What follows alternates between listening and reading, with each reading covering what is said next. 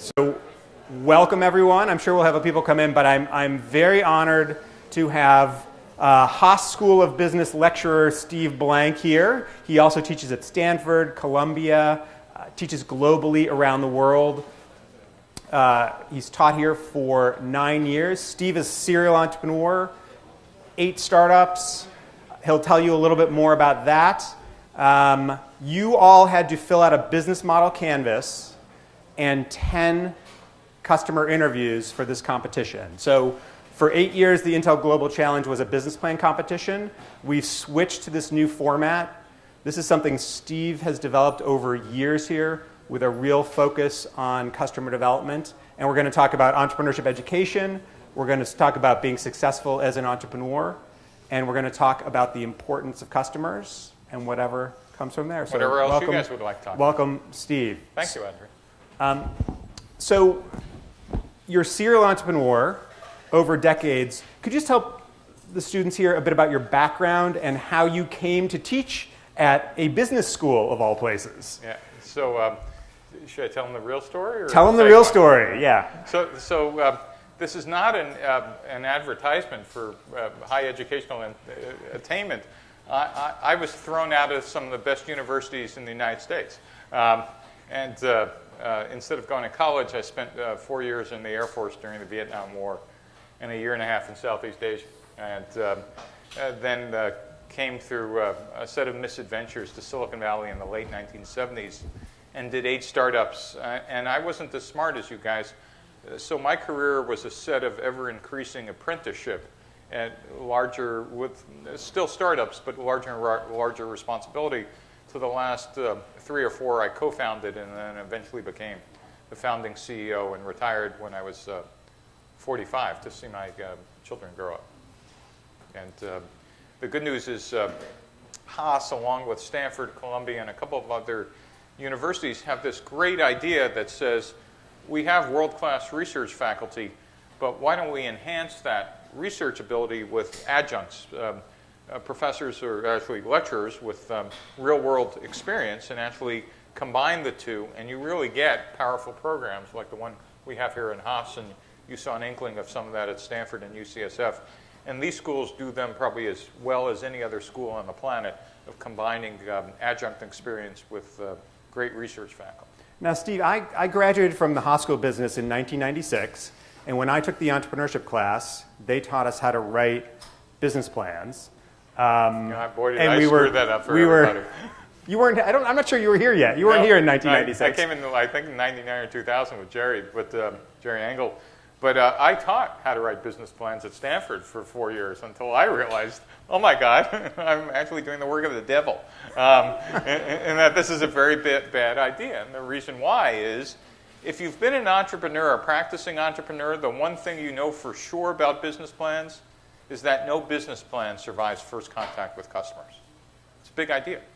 Business plans make all the sense in the world in large corporations. Some of you have ever worked in a large company? Anybody in the room?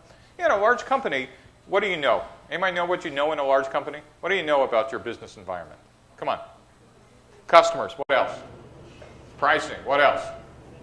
Channel, competitors. You know a lot of stuff in an existing corporation.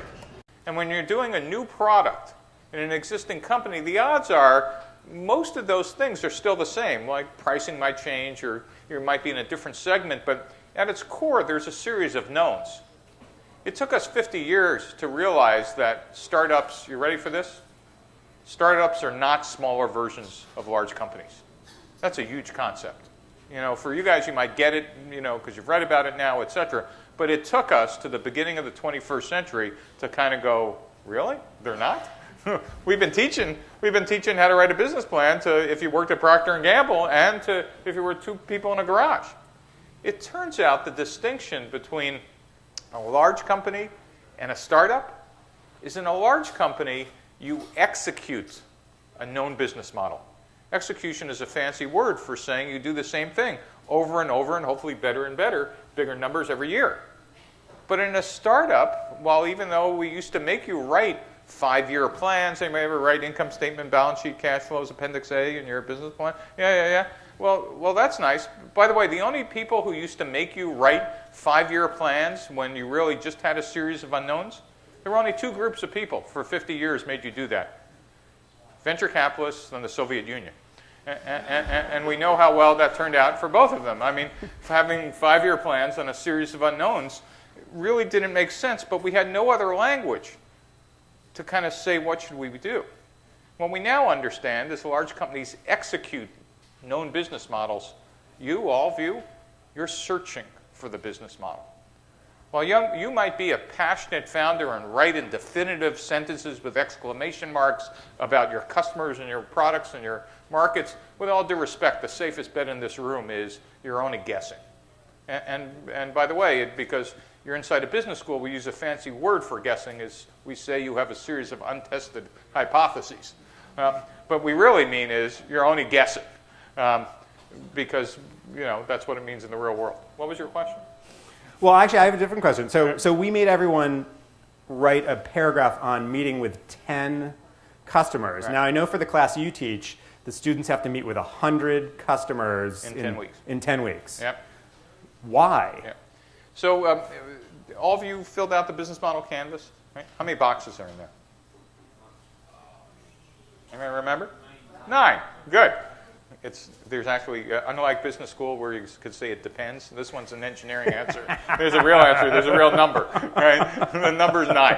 And if you really think about it, each one of those boxes is a hypothesis. What's your customer segment? Hypothesis. What's your value proposition? You think you know, but hypothesis. What's your revenue model? Hypothesis. So if you're only talking to 10 customers, and then you kind of distribute those 10 around, you're maybe doing 1.1 test, or maybe you've talked to 10 potential customer segments. Okay, that's nice, but you still have 8 other hypotheses you haven't tested. So there's no possible way you could get any valid insight. I mean, it's a good start, and it's better than sitting in your building. But the hypotheses you're testing are all of the above, not just value prop to customer segment. It's okay, now that I found that. And by the way, the match between value proposition and customer segment, we have a special word for that. You sometimes hear the phrase product market fit. That's what that means. Oh, here's what I'm building, and here's who it's for. And by the way, the people who said here's who it's for, like the previous lecturer, said, yes, don't leave. We want you to sell it to us or give it to us or whatever. But there's a whole bunch of other hypotheses that make up what's called your business model. Now, just as an aside, the thing that used to confuse me when I first saw the business model is that what I used to draw in a startup was the org chart. Here's sales, here's marketing, here's engineering, here's manufacturing. What's the business model stuff? Don't I just draw an org chart? And I'm going to screw with your heads a little more. Org charts are what you draw after you figure out what your business is. It turns out we used to draw org charts because we thought we were executing. Because the minute you hire a head of sales or a head of marketing in your startup, you've given up on customer development. You've immediately said, well, sales, we know what to sell, and marketing, we know what to put in the data sheet, and founder can now just sit behind the desk in the office and not have to worry about anything because I wrote it all down on a piece of paper. The answer why 10 isn't enough is that what you're trying to do is in this mass of data, you're trying to get insight, not just the data. Anybody could collect data. That's why I don't let my students do SurveyMonkey. What the heck is that? You actually have not connected to a customer until you've seen their pupils dilate, right? Meaning their eyeballs get wide or not. You want to watch their facial expressions. Anybody ever been interviewed by somebody on the phone? Anybody? What are you actually doing when you're speaking to that person? You're playing a game. Yeah, what else?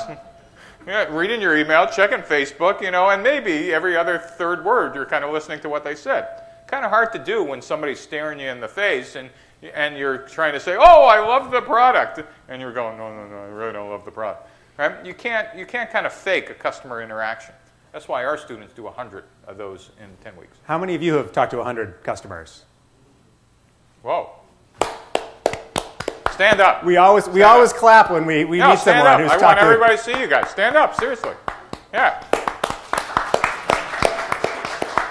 That is the winning team, isn't it? That's in your class, In they my would be. class, In yeah. your class, they absolutely would be. Right. So, I mean, you're a great entrepreneur. You've been very successful. I was a lucky entrepreneur. Have you ever gotten it wrong? Oh, I got it wrong quite a bit.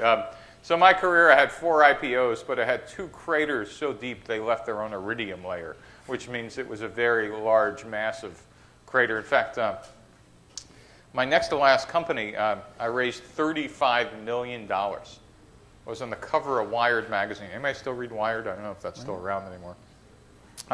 With me and my team. And 90 days after I was on the cover of Wired, I realized the company was going to go out of business.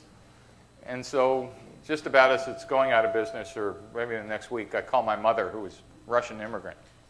And English, still after 50 years, was not her mother tongue. And so everything I had to say, and I had to always knew to pause because she was translating in real time. I said, "Mom, I lost $35 million. Pause. You know. And then she said, "Oh, where'd you put it?" So it was not a delay problem. I said, "No, Mom, I lost it, like spent it, and it's gone." And pause, translate, and then like excited in languages, you know, Russian, Polish, you know, a couple others, you know, we can't change our name; it's already blank. You know? and then she thought about it a little more and said, "And the country we came from is gone. There's no place for us to go." And I said, "No, Mom, you know, I'm calling you now because the VCs who gave me $35 million just said they'll give me another $12 million for my next company." And that was like, I heard the phone drop, you know, clunk, clunk, clunk, clunk, clunk. And then she was in languages I didn't even know what they were. She said, "Only in America are streets paved with gold." And what she reminded me is what I tell all my students and visitors from countries outside the U.S. or places outside entrepreneurial clusters like Silicon Valley or New York or Beijing, is that, do you know what the special word is for a failed entrepreneur in Silicon Valley or New York? You might know. A special English word. Experienced. It's a big idea. In our culture, in entrepreneurial clusters, failure does not mean you go home and you quit entrepreneurship. It just means you get another shot or 2 at the goal. Now, if you're on your 3rd or 4th failure, the VCs probably aren't going to return your calls. But certainly, you know, one honest failure or even 2 does not make you unemployable. It makes you more experienced. And that's one of the neat things about this entrepreneurial culture. It also happens to be something that's fairly unique about the United States, just because of our history, but it doesn't mean that we're smarter or better. It just means our entrepreneurs are more productive, because it's not like we get one startup and then we're done. We kind of assume failure is an integral part of the process. And by the way, that's another new insight since the beginning of the 21st century. We used to believe you executed the plan, and if you failed, your investors would yell at you like you were the only person who ever failed to execute the plan. What they forgot to tell you, particularly if you're a first-time entrepreneur, is in their portfolio of investments, they don't have anybody who was making the plan. Yet they weren't smart enough to go, well, wait a minute. This is 50 years of venture capital. Not a single venture capitalist ever said, you know what? Startups actually go from failure to failure, learning quickly from those failures and iterating and pivoting. That insight never came from a venture capitalist. Yet that is a much more accurate description of what happens in entrepreneurship than, oh, you write the plan and you execute to Appendix A. Does that? Yeah, no. You experienced this, right? No, I was right every time. Right. Either I was either way low right. or way high. Right. I mean, you know, I've never been, it's true, never hit targets once. Sometimes better. A lot of these, so everybody here has a product. Yep. Some of them have customers. I know, how many people are interested in potentially getting funded? Most people here. What's the relationship between customer development and getting funded by an investor? Yeah. So the current state of the art of entrepreneurial investor relationships is kind of these accelerators, Y Combinator and Techstars, and have any of you heard of them? Right, all of you, or maybe just the people sitting closer up front. Anybody in the back hear of them? Okay. It turns out the key idea is you want to work hard and hone your pitch and your product and be able to give a great demo, and VCs are going to be excited, and they'll try to pour money on you. That is one way to kind of get an investor excited, I guess. But I think in the last 3 years, we've gotten a lot smarter because we know how to make you smarter. And the way that we know how to make you smarter is imagine going to a venture capitalist with your idea. But instead of just saying, let me tell you about the product, the next step you might say is, well, let me tell you about the problem and what we're solving. Well, that's kind of a better step. And then you might say, let me show you a demo. Well, that's another better step. But imagine if you said then, and let me tell you what we thought when we first started. Here was our customer, here was our product, here were our features, in fact, here was our business model canvas. And let me tell you what happened after we spoke to the first 10 customers. Boy, did we learn, this was the right customer, and this was the right pricing, and this was the right channel. And then let me tell you what we did next. And then let me tell you what we did. That is, what if, in fact, you actually told investors stories very quickly about not only the product and what you thought, but what you learned and what trajectory you're on? That's a heck of a lot more compelling than, here's my demo. So imagine you're competing with 7 people in the same market who'd just been in to see that VC who said, here's my demo. And you say, here's my demo, but let me tell you the story of what we learned, how we got here, and more importantly, where we're heading and why we think you could help us. Does that? Yeah, that's a and where we're heading, by the way, is this whole, you might hear the phrase the lean startup. All right, so this lean startup movement, which is a series of tools, this business model canvas, this get out of the building thing called customer development, building your product iteratively and incrementally called agile development, that's called the lean startup. And by the way, if anybody's interested, it was the cover of May 2013 Harvard Business Review, and you can get a free reprint of the article by going to steveblank.com, my website, and you'll see an icon. Just click on it. But where we're taking all of you in the next couple of years, and where we're taking Andre and the NSF and everybody else, National Science Foundation, is we're going to take those tools, and we really think we know how to create evidence-based entrepreneurship. That is, we're now having you collect enough data so we could actually play potentially Moneyball with startups, where we could actually start looking like, well, yeah, that's nice, and they're passionate, and it's a great leader on that team, but do they have enough evidence that they've collected in talking to 100 or maybe they have 1,000 people on their website to actually tell us that this is an interesting business model? So that's where we might head. So tell us a little bit more about the National Science Foundation program. So actually, Berkeley is a node. So the National Science Foundation is creating 10 nodes across the United States. And just so you know, the National Science Foundation funds about $7 billion worth of research in the United States every year in fundamental science and technology. They're creating 10 of these nodes. Berkeley is one of the nodes. Each node is going to do over 100 startups through this customer development process. So that's somewhere between 500 and 1,000 early stage teams doing customer development across the country. And each one of them are talking to 100 customers. And each one of them is talking to 100 customers. It's 50,000 customer visits. A year. How did you convince the government? And I know governments across the world do not have the best reputations for innovation, and yet the U.S. National Science Foundation is now teaching what I see as the most advanced entrepreneurship curriculum in a very short period of time. So this is an example of what happens when a type A retired entrepreneur hits entrepreneur. Are you saying you have time on your hands? You seem to be working 24/7 as far as I can tell. So I put together a class called the Lean Launchpad, which combines all this stuff that you're doing and more, plus 100 customer visits. And it was the first time it was ever taught. And so I tend to open source everything I do. And so I decided to blog every class session with all my student presentations, my lectures, here's what I was trying to accomplish, etc. And even my co-author of my book said, Steve, it's the most boring blog post you've ever done. Stop writing them, let's write about something else. I said, no, I want to give this to the world. He said, no one's going to read it. No one's going to care about it. I said, trust me, there might be 1 or 2 people. About 3 weeks after the class ends, I get a phone call that says, hi, you don't know me. My name's Eero Arkelik.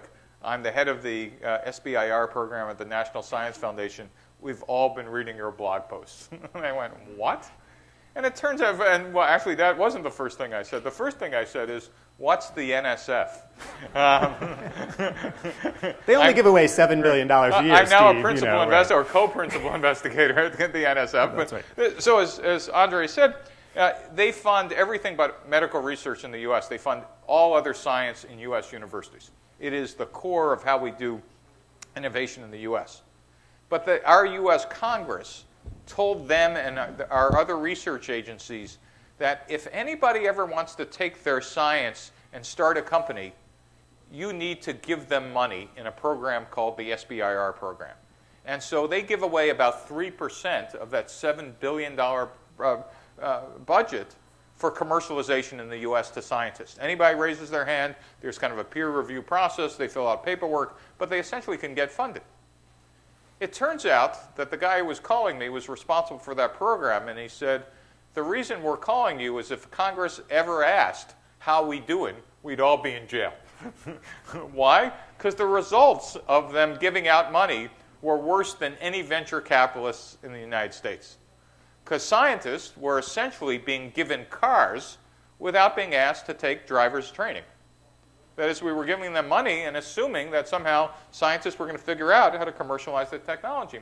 And these SBIR folks weren't dumb. They ran a series of experiments over the last couple of decades. They tried to teach them how to teach the scientists how to be MBAs. They tried to teach them some other courses. They tried to whatever.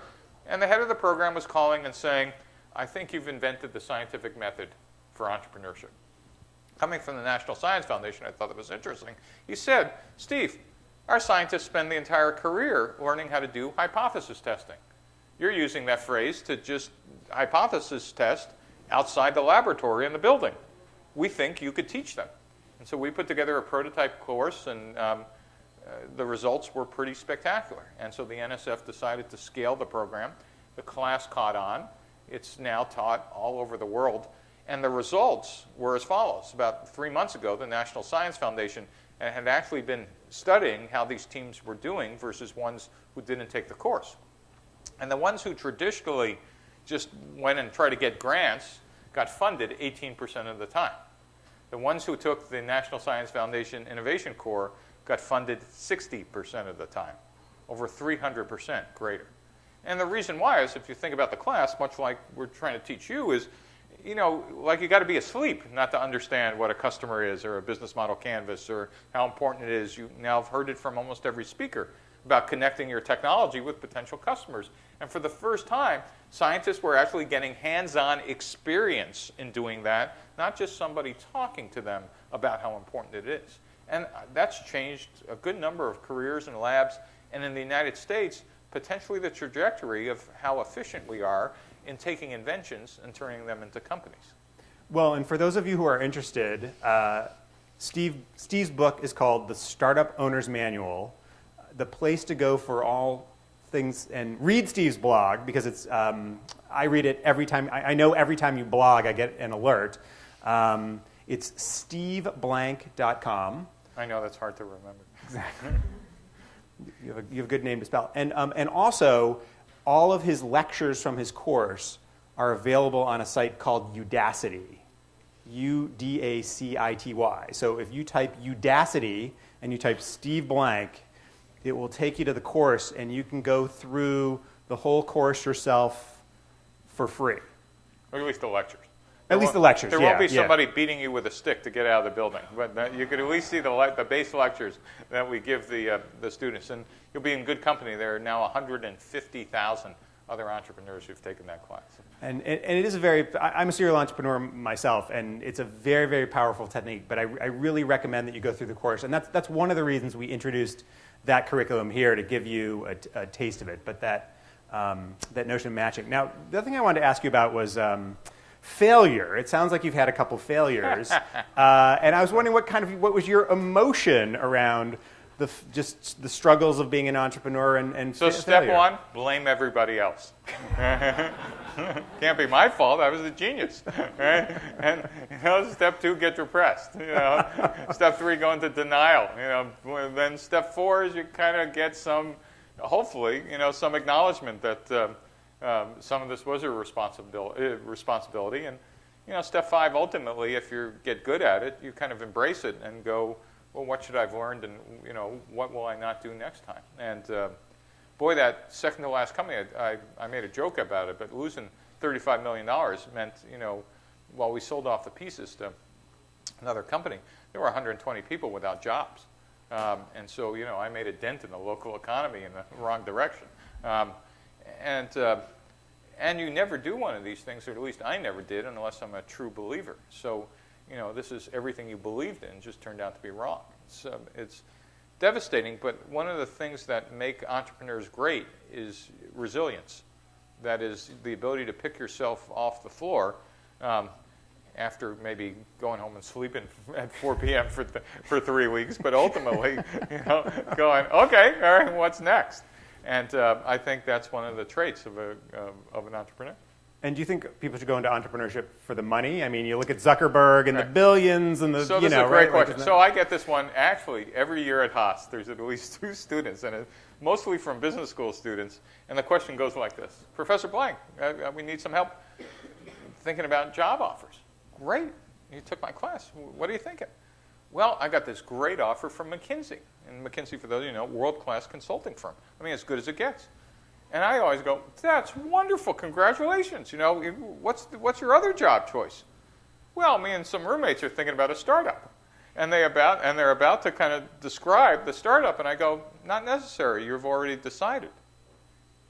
And they're always taken aback. It's like, don't you want to hear about the startup? And I go, you've already decided. There's no possible way you could keep McKinsey, which is a world-class job, with a startup which has nothing to do with a job. So for all of you who want to be founders of a company, a startup is not a job. A startup is a calling. It might be cool nowadays to think of yourself as an entrepreneur, but if you're going to be a founder or part of the founding team, do not do this, because you'd be better off working at Walmart over the next 20 years for the money you're going to make. Founders have the exact same characteristics, successful ones, as artists. You hear things other people don't. You see things other people don't. You have something inside of you that needs to come out and be made permanent and whole. And you will go through some terrible times. Co-founders quitting, running out of money, customers hating what you're doing, your family telling you what a miserable idea and how stupid you are, and why don't you go work for someone else or your cousin or something else. It's only this drive and this passion of wanting to create something that never existed before is why you should do startups. And if you don't have that, and you still want to work in a cool place, become employee 35 to 500. But do not be a founder. Founders are crazy people. And if you're not certifiably insane, and I truly mean this, because there will be just miserable times. And if you don't have it in you to drive through those, you're going to just give up in the middle of the night and go, why do I need this? And the minute you say that, you have failed the founder test. And I don't mean, if you think about it, most people don't want to be artists, and most people don't want to be painters and composers. But that's how you should think of yourself as a founder. Just as an aside, can I offer them the same? Please. Yeah.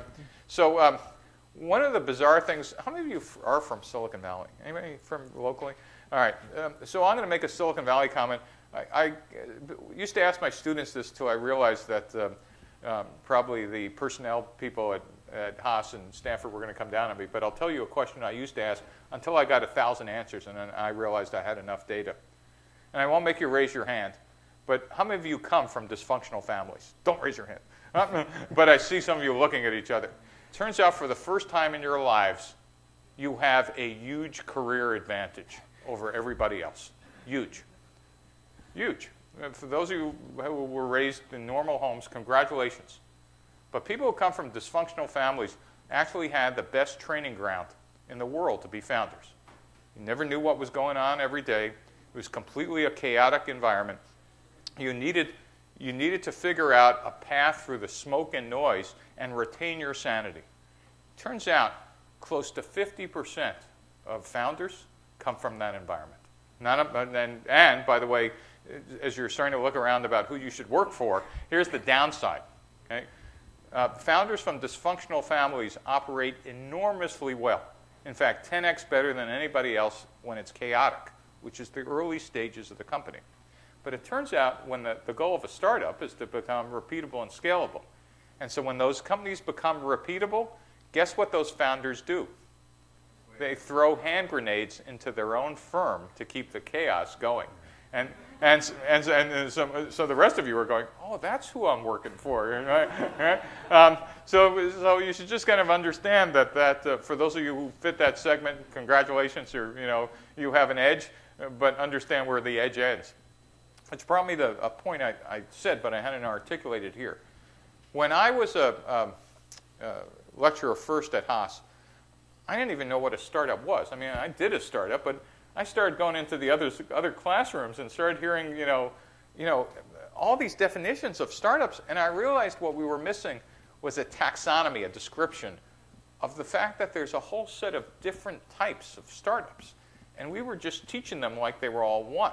Should I mention them? Please, please. So it turns out there are entrepreneurs who work for themselves, who start a business, but it's a lifestyle business. Anybody know what a lifestyle business is? Yeah, what's a lifestyle business? For example, you open a grocery store Yeah, in your local neighborhood. that's a small business. What's a lifestyle business? Yeah? Support your lifestyle. Support your lifestyle. What could a lifestyle be? Artist, actor, surfer. Gee, you really want to surf. You don't want to run a business, but to eat.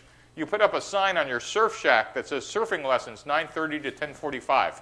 All right, and that's enough to pay the rent and have the food. But you don't really care about the business, but you happen to be good at teaching this stuff. But that's not what your life is about. Surfing. Make sense? That's entrepreneur one. They are entrepreneurs. They do startups. The second type is who my parents were. They came to this country as immigrants. They worked in sweatshops in New York for 10 years until they could afford to open a grocery store. And that was their American dream. They wanted to be self-sufficient, not working for anybody else. They were small business entrepreneurs. That's grocery store, database consultant, web consultant, or dry cleaner, restaurant owner. The United States is still a country of small businesses. Believe it or not, 99.7% of all companies in the U.S. are under 500 people. And in fact, 95% are under 10 people. 50% of all non-governmental workers in the U.S. are small business entrepreneurs. What's small business? Well, if your goal is to feed the family and maybe support a couple of relatives, you might be an entrepreneur, you might be doing a startup, but you're not doing a startup like Silicon Valley is doing a startup, and that's the next type. What Apple and Facebook and Google were scalable startups. Those founders woke up in the morning saying, we're taking over the universe. And their goal was not to feed the family. Their goal was to change the world. And because their goal was so big, they could attract something that the lifestyle and small business startups couldn't.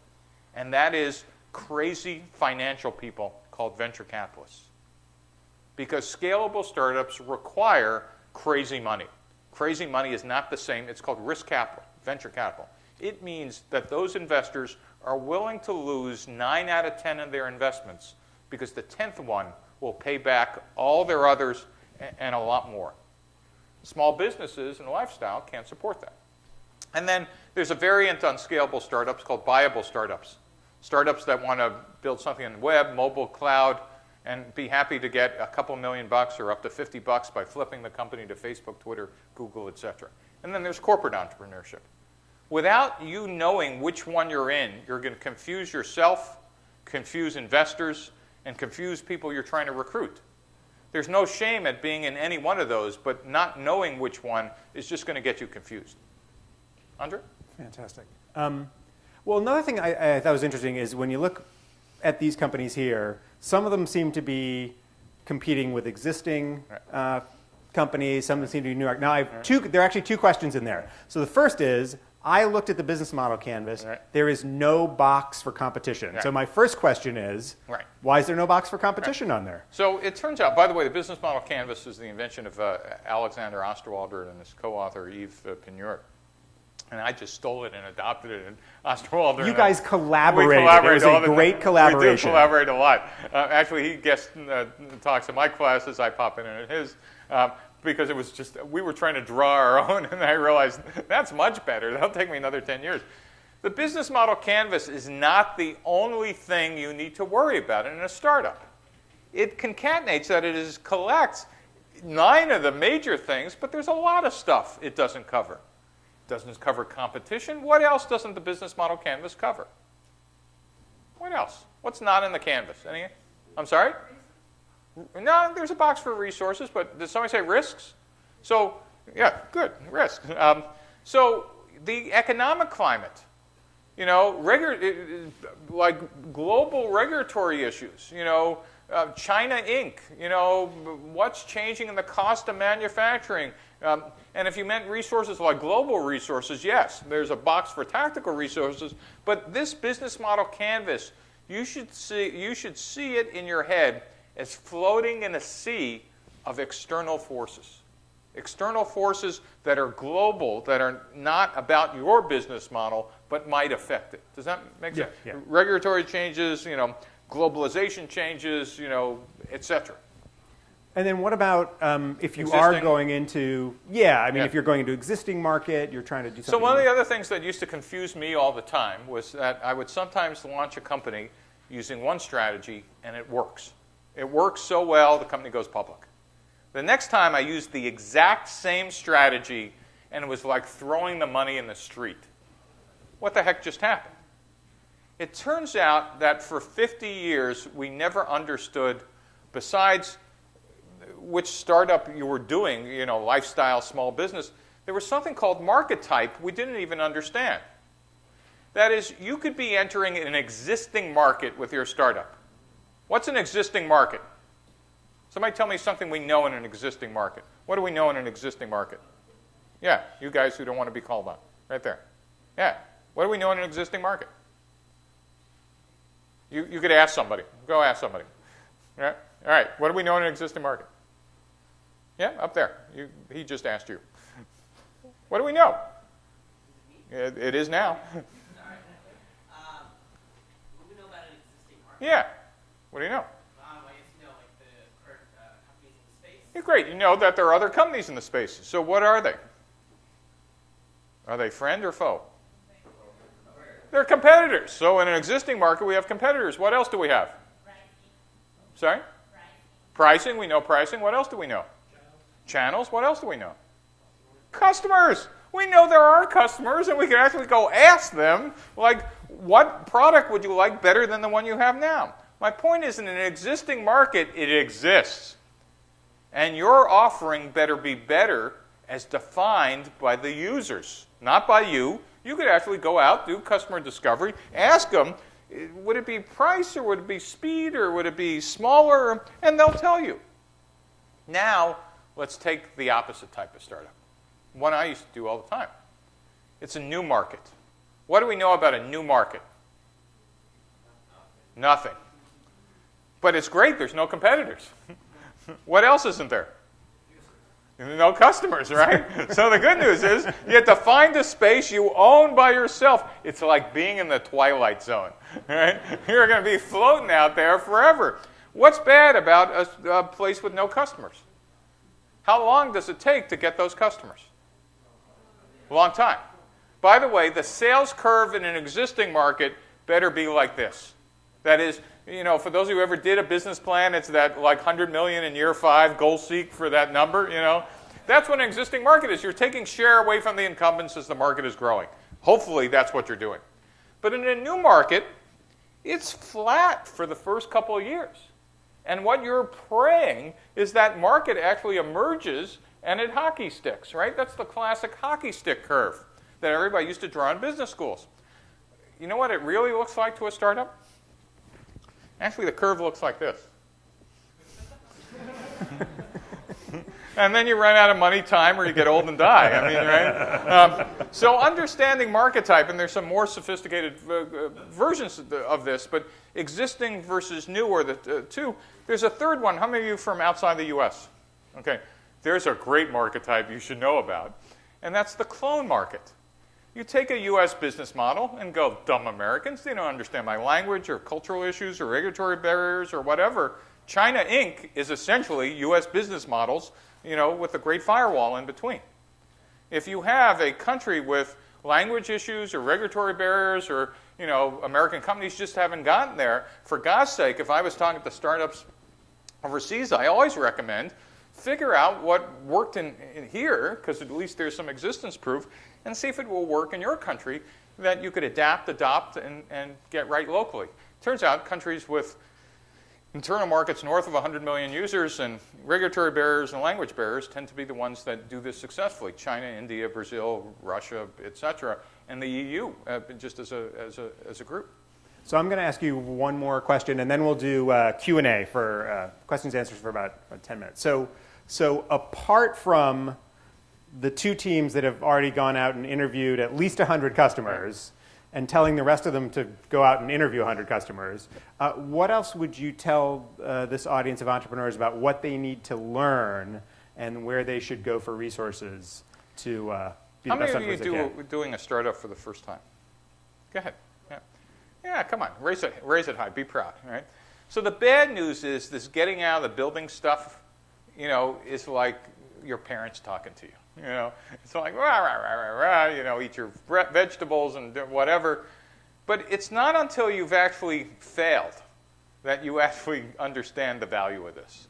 So for those of you who haven't done a startup, this is kind of like learning the Fahrenheit to Celsius conversion table. It's nice to know, etc. But if you have failed because you built a great product that no one wanted, this process makes a lot more sense. For those of you who are first-time entrepreneurs and very smart, you'll kind of pre-compute theoretically that this process makes sense, but you'll have not experienced the consequence of not doing it.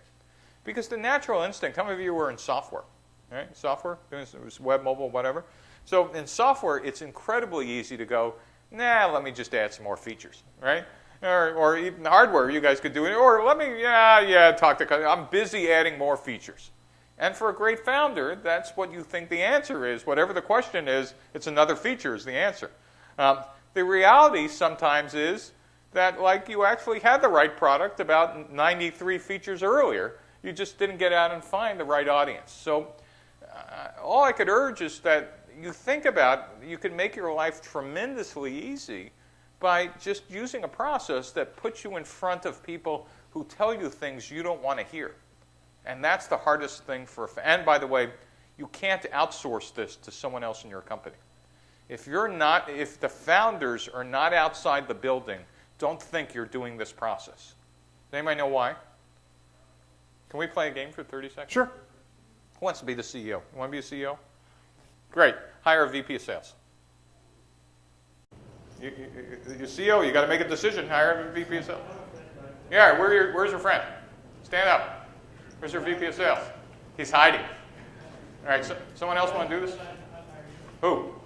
Okay, you're the VP of sales. All right, tell them to get out of the building, talk to customers. Tell them that. Tell them that. All right, start asking people about whether they like your product. Start asking people whether they like your product. Okay. All right. Well, he's an idiot. Go talk to someone else. Right. Go ask some more people. It's terrible. Go ask some more people. No, he hates it. Go ask some more people. Now, after about 20 people hate it, go back and tell your boss. Go back and tell your boss. Go back and tell your boss. Are we having an English problem here? Or go back and tell your boss. Okay. What do you think? What do you want to say to him? Yeah. No, they don't like anything. So if you're a first-time CEO, your first reaction is you're not explaining it correctly, right? Because it's your idea. Obviously, he can't. The result should be they should love it. So now I'm on your board. You don't have him. You can still have him as your co-founder, but he's not your head of sales. You get out of the building. Go ask him about your product. Ask him. No. It sucks. All right. Go ask someone else. Yeah, it sucks. Now you have to deal with that. Your first thought when you've heard it for the first time is, what an idiot. But about the 5th or 6th or 10th time, smoke is coming out of your ears. It's the founder. Because it was your idea, And people are saying, your baby's ugly. And you've actually checked if you're, no, I mean, you actually checked whether you're holding the right side up, right? Maybe you were holding it upside down, right? And now, as founder, after all feeling bad and smoke's coming out of your ears, what can you do that your VP of sales couldn't? What could you do?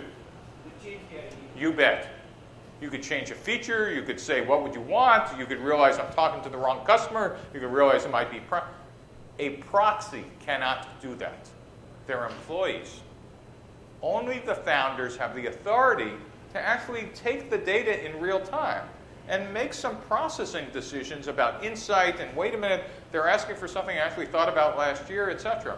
That's why customer development, this process, is not something you hire people for. Okay.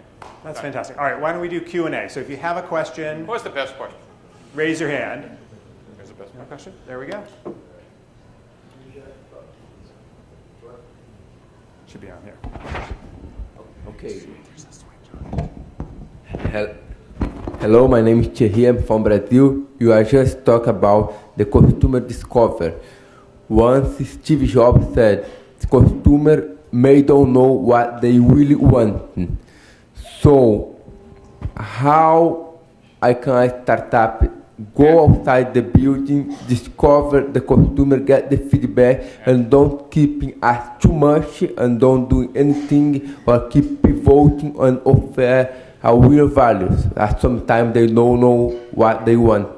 Yeah, so the version of that question is Steve Jobs never asked customers what they wanted, or if Henry Ford would have asked people what they would have wanted, they would have said a horse with 6 legs. Actually, that's only if he was stupid. What he would have found is that they wanted faster transportation.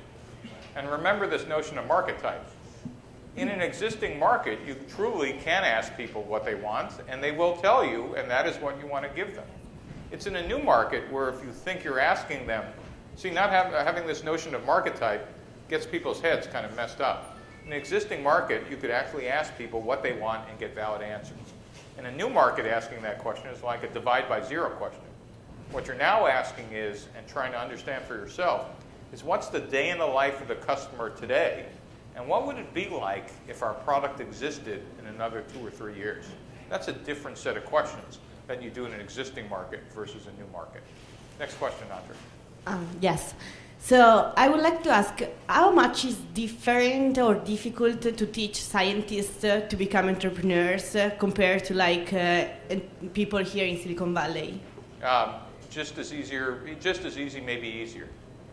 So the big question was whether you could tell scientists who were my age, a little younger, who've been running labs of 50 and 100 people, who have tenure in a university, you're wrong, sit down. And that was a big question of whether they would take that kind of direction. And the answer was they would. In fact, this week, or every Tuesday, I now teach a version for life sciences, for therapeutics, diagnostics, and devices at UCSF with heads of departments. And they have volunteered for the class. In fact, let me just answer your question in a slightly different way as well. For decades, people would ask, can you teach entrepreneurship? Anybody ever hear that question? Right? And I'm going to tell you, we now know the answer. The answer is the question was wrong. It's not, can you teach entrepreneurship? It's like asking, can you teach art? Of course you could teach art.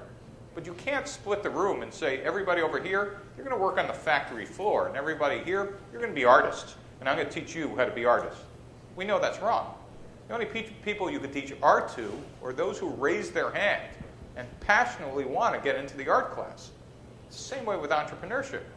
The only people you could teach to be entrepreneurs, and this is why you could teach the 50-year-olds as well as the 20-year-olds, is those who passionately raise their hand and say, this is the most important thing I want to learn, and I will put up with a bunch of garbage to go do that, knowing that this is the right method. Does that answer your question? Yep. Yeah, my question is, what do you think is the role of mentors in this case? Because mentors don't, in a number of cases, haven't done this kind of a course. Yeah. So that's just a failure of educating the mentors, and eventually the course will get that right. So we had that problem as well in the first times we taught it.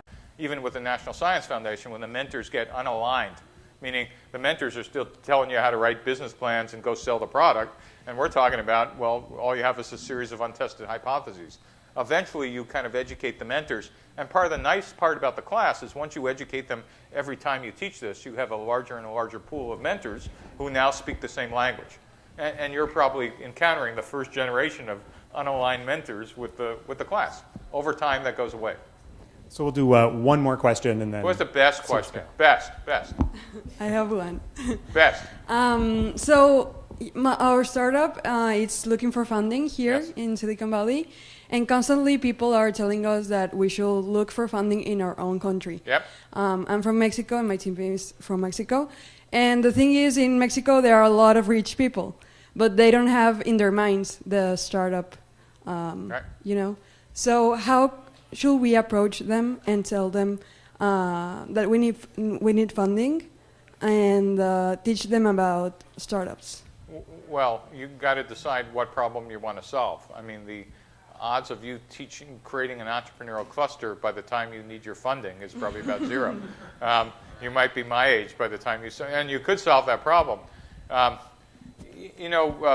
of the problems that investors have in Silicon Valley is they barely need to drive to Berkeley to get a pile of great entrepreneurs. That is, there's so many entrepreneurs and relative to the number of investors that they don't even need to cross the bay, let alone go to Mexico. So you have a choice of either trying to educate potential funders in Mexico or move to places that actually have an entrepreneurial ecosystem. And it's not only Silicon Valley. There are, every place from London to New York City to others. I'd be thinking for all of you about, are you in a place that funds risk-based companies, which you are? And if their ecosystem isn't there, you having the world's best technology is kind of like a suicide mission. Why are you, this is almost an intelligence test for your startups. Being the smartest startup without funding in your town is not a very smart startup, right? So eventually you want to check out whether you can raise money from that ecosystem you have, or get up and leave and go somewhere where there is money, or give up and go work for a large company. And I don't mean that you should give up. I mean you should stop trying to change the world or do your startup. You can't do both. Does that make sense? Yep. All right, this is the last question. This is the best question, but that was pretty good. But you didn't like the answer, but I told you like it is. Most of the time, if there's somebody that can make an introduction, I realize that's the way to go. I'm sure you get a lot of cold emails, and I was just wondering which are the ones. 300 a day. So which are the ones that you reply to, and what makes those special, and I guess what advice do you have around So I wrote that? a blog post about this a month ago because I literally had counted 300 a day. 290 of them wanted something from me. And, first on my list is my kids, and then my students, my current students, and then my past students. So I kind of have a hierarchy of who I respond to. And by the way, I've now been teaching for over a decade, so I have a couple of thousand students. I can't respond to all of them. And then every once in a while, I'll get an email from somebody who teaches me something I don't know in exchange for a conversation. That's kind of interesting. So there was last entrepreneur I didn't know, but he was doing something by using bacteria to figure out where oil was. Whoa, okay. Boy, I've never heard of that one. And by the way, he, happened to be connected to somebody new. So if there's something interesting and you're going to teach me something, if you think about what you just said, and you should all think about this, asking people you don't know for favors is, really a long shot if you're not giving anything back. Like, what's the point? And I don't mean in the U.S. we ask for stuff. I never ask for equity for an introduction. I mean, one of the great things about Silicon Valley is we kind of do this stuff because we like to. But I want to know, are you going to teach me? Am I going to learn something? Did I answer your question? Right? And it still doesn't guarantee that, but, hey, Steve, you don't know me. I'd like an introduction to, Sequoia Capital. Fat chance. I make very few of those because I don't want to crowd them up with people I don't know either. Does that? All right. All right. I want to thank Steve. Thank you very much for being here.